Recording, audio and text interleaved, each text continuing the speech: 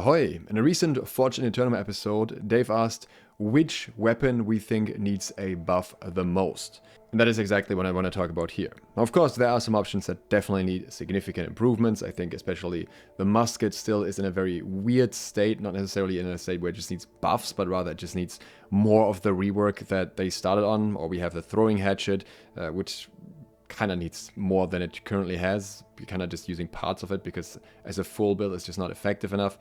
But the one thing that always stood out to me as the one that needs a buff the most, a rework type thing in combination with a buff, is the Void Blade. And based on the answers in that very video, I'm not the only one with this opinion.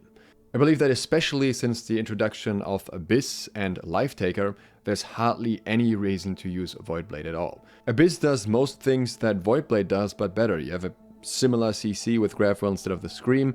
You have whatever you want along with that because it's a Great Axe. You have mobility, and you usually probably even have higher damage with a much better hitbox to it too. So there's very limited reason to go for Voidblade for damage.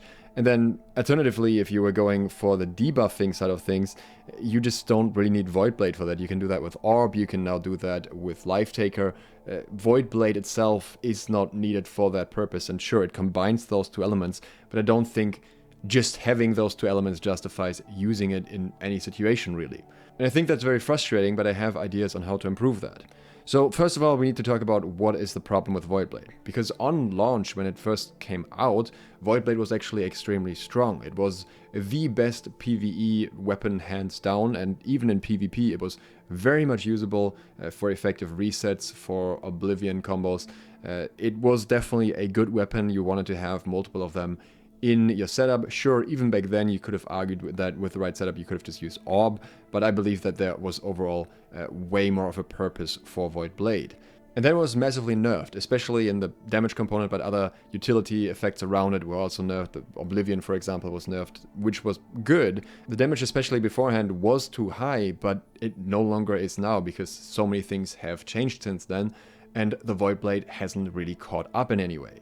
Now, very recently in update 3.03, we got a buff to Voidblade, being that the duration limit is removed and Voidblade now remains active until the weapon becomes inactive, which in itself is nice, but in my opinion does not fix the core issues. Because usually, by the time the Voidblade runs out, the cooldown is back up anyways, so it's more an issue of it annoyingly going away while you're attacking, so you have to time it right to re-enable it.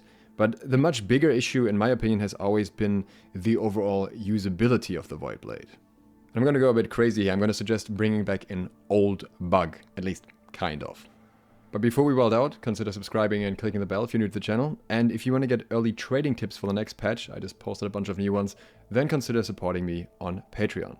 Now, the Voidblade's current issues go beyond just low damage. First of all, the weapon had various tracking changes over time and supposedly fixes, but it still feels bad to use compared to almost every other melee weapon when it comes to the tracking, especially of the light attacks. Additionally, it got grid from 300 Con, but unfortunately the grid seems to be almost coded differently from almost every other grid in the game, in that the attack animation part where you actually get grid on light attacks is incredibly short, making this borderline useless because there's so much room for interruption in between compared to other weapons. And of course there's the damage component as well, which in my opinion was over-nerfed back in the day. It made sense at the time, but nowadays it just doesn't. Maybe if everything else about the Voidblade worked perfectly, then this aspect would be okay, but it's just not what it is at the moment. I've watched quite a few montages of people trying to make the Voidblade work, and it's very obvious that they're putting themselves at a disadvantage by using this weapon. I also still believe that Voidblade should be a toggle because you're getting punished for weapon swapping otherwise, which is not the case for most of the weapons. Normally, sure, there are certain effects that drop off when you swap a weapon, but generally the playstyles in New World encourage swapping weapons for different abilities, and then Voidblade comes in and is like, okay, actually you just want to spam left click all the time. It just feels clunky and impractical and makes it difficult to pair it with certain combos and certain escapes.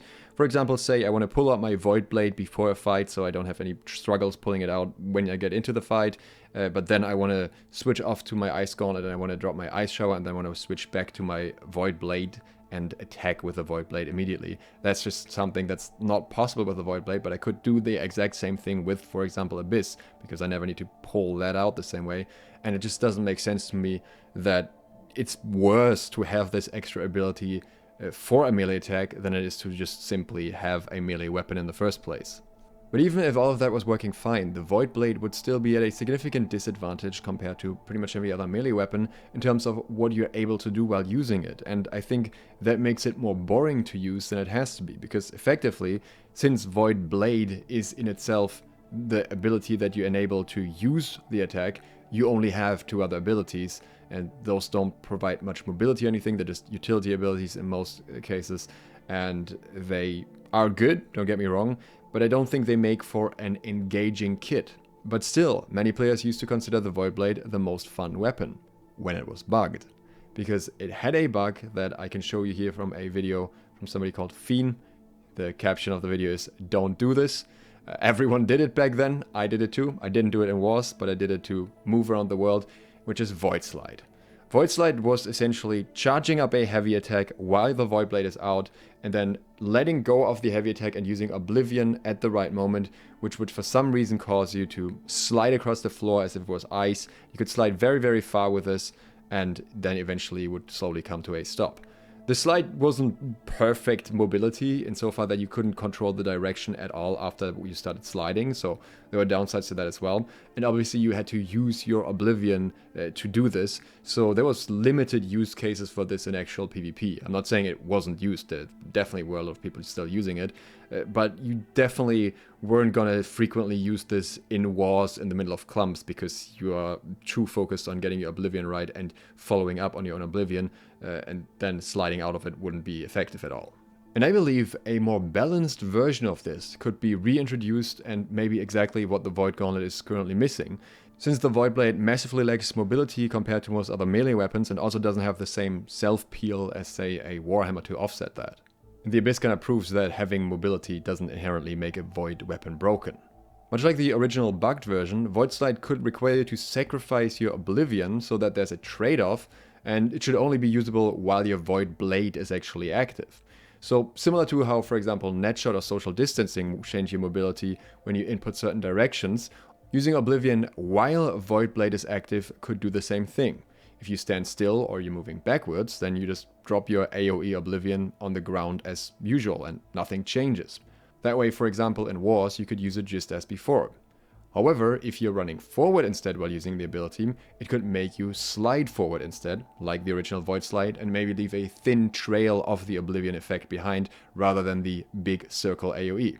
Again, this would mean in Wars most people would still use the circle AoE. You don't want to do a thin line of Oblivion, you want to reach as many people near the clump as possible. But in other situations where you're more in a 1v1 scenario, for example, you might be opting more towards the slide, saying, okay, I don't really need the Oblivion effect that much right now, but I need to hit this guy over there, or I need to use this as an escape. Of course, there could be adjustments to the range compared to the original Void Slide, but I think the way the Void Slide always felt good, this momentum that you gained while sliding, and it could look really cool too if it was this swinging forward movement with the weapon. You just add a void trail underneath that kind of gets created and makes you slide, and it looks cool and makes sense.